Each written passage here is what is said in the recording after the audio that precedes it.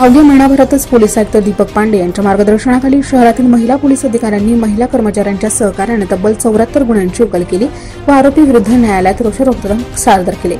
अशी उत्कृष्ट कारवाई करणाऱ्या व्यक्ती पूर्ण केल्याबद्दल त्यांना पोलीस आयुक्तांच्या हस्ते उत्तेजनार्थ बक्षीस व प्रशस्तीपत्र देऊन गौरवण्यात आले। आडगाव पोलीस ठाण्याचे उपनिरीक्षक चांदणी पाटील, पंचवटी पोलीस ठाण्याच्या सहाय्यक पोलीस निरीक्षक उमा गवळी, गंगापूर पोलीस ठाण्याचे उपनिरीक्षक योगिता कोकाटे यांनी सत्कारानंतर मनोगत व्यक्त केले। सार्वजनिक जागेत बसून दारू पित होते, तर सरांनी आम्हाला खूप मोठी संधी दिली आहे की त्यांच्यावर कारवाई करण्याची। विशेष म्हणजे महिलांना जेणेकरून आता थोड्या दिवसात नक्कीच आपली गाडी दिसल्यावर हे टवाळखोर लांबून पाहूनच पडतील। तुम्हाला शक्य होतील तेवढी महिला अत्याचारा संदर्भात गुन्हे निर्गती करायची आहे व आतापर्यंत पेंडिंग असलेल्या 18 वर्षावरील मिसे या शोधून आणायचे आहे। सरांनी सांगितलं सुरुवातीला पर्सनली मला म्हटले की मॅडम तुमच्या 36 आहेत, 20 तरी मिळायला पाहिजे। जरा टेन्शन आलं की 2017 पासूनच्या मिसिंग होत्या, 20 कशा शोधणार आपण। पण सरांनी आम्हाला मार्गदर्शन केलं।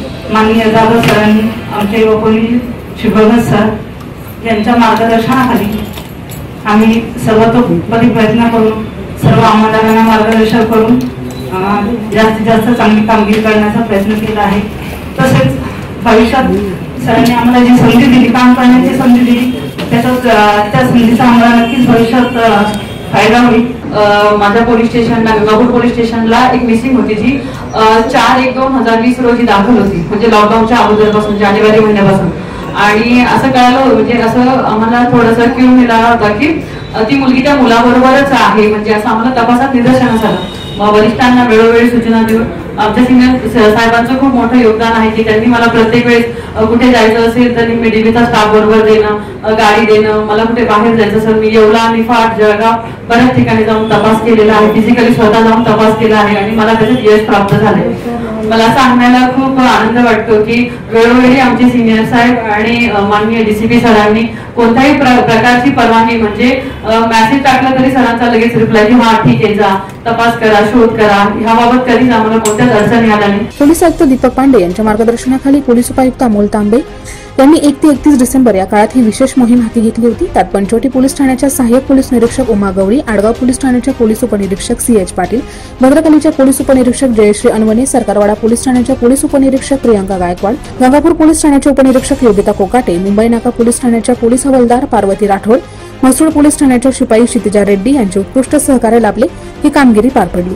पोलीस आयुक्त दीपक पांडे यांनी या सर्व रणरागिणींचे कौतुक केले। तर याच्यामध्ये मेन आहेत की गव्हर्नर साहेबांनी महिलांची निर्गतीबाबतचे पुढाकार घेतला। विशेष करून आपल्याला सांगू इच्छितो की हा पूर्ण वर्षभरात, म्हणजे वर्ष 2020 मध्ये जानेवारी ते नोव्हेंबर पर्यंत भाग 1 ते 5 जवळपास 1000 गुन्ह्यांची निर्गती झाली होती आणि फक्त एका महिन्या म्हणजे डिसेंबर मध्ये 500 गुन्ह्यांची निर्गती झाली। म्हणजे 11 महिन्याची कारवाई आणि हा 1 महिन्याची कारवाई, म्हणजे 50% 11 महिन्याची कारवाई, त्याचे 50% फक्त एका महिन्यामध्ये झालेला आहे 500 गुन्ह्यांची। म्हणजे खूप चांगली ड्राईव्ह आहे आणि तो त्यांनी घेतलं, म्हणून त्यांना प्रोत्साहन करण्यासाठी जे आपला महिला अंमलदार आणि अधिकारी आहे त्यांना प्रोत्साहन करण्यासाठी हा कार्यक्रम ठेवण्यात आलेला आहे।